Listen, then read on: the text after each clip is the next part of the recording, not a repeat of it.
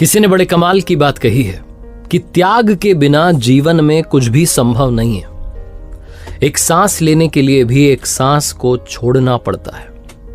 नमस्ते दोस्तों, मेरा नाम है आरजे कार्तिक। तिब्बत की एक कथा है, बड़ी फेमस कहानी है।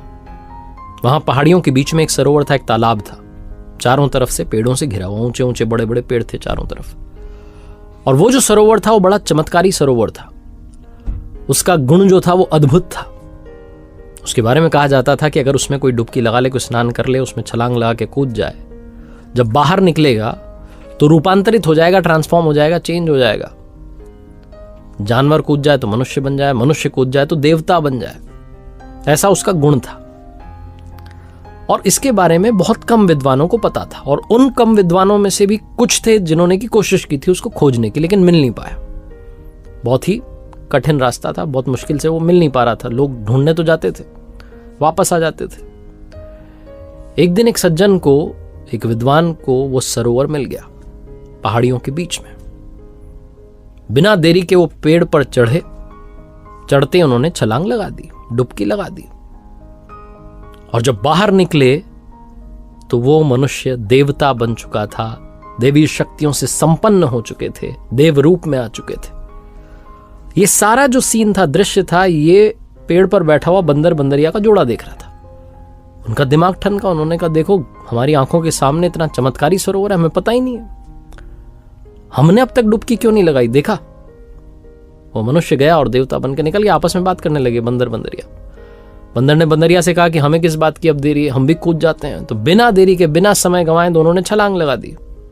चमत्कारी सरोवर था, चमत्कार हुआ। दोनों मनुष्य रूप में बाहर निकले। बंदर पुरुष बन गया था, बंदरिया सुंदर महिला बन चुकी थी। दोनों एक दूसरे को निहार रहे थे और कह रहे थे, क्या बात है, हमारी आंखों के सामने इतना बड़ा सरोवर, हमें पता ही नहीं है कि इसमें इतना कमाल का गुण है। बंदर के मन में एक बात और आई। बंदर ने कहा, सुनो अब एक काम और करते हैं, मनुष्य तो बन ही गए, एक बार और छलांग लगाते हैं, अब की बार देवता बन के निकलेंगे। बंदरिया जो कि सुंदर नारी बन चुकी थी, उसने कहा, अरे सुनो, रहने दो, इतना काफी, इतना मिला बहुत ठीक है। हमारे तो पुरखों ने कहा है कि अति सर्वत्र वर्जित, ठीक नहीं है। लेकिन बंदर मानने वाला नहीं था। उसने कहा, तुम पागल हो चुकी हो, तुम छोड़ो, मैं जा रहा हूं, तुम्हें चलना है तो आ जाओ, मैं छलांग लगाने वाला हूं। बंदर ने कहा, नहीं, मैं तो नहीं चलने वाली। बंदर जो था वो पहुंचा पेड़ पर, जो मनुष्य रूप में था, कूदा सरोवर के अंदर, छलांग लगाई। लेकिन अब की बार जब बाहर निकला तो फिर से बंदर बन चुका था। जो बंदरिया सुंदर महिला बन चुकी थी, उससे किसी राजा ने विवाह कर लिया, वो रानी बन चुकी थी। जो बंदर वापस बंदर बन चुका था, उसको एक मदारी पकड़ के ले गया और राजा के दरबार में लेके आया, खेल दिखाने के लिए।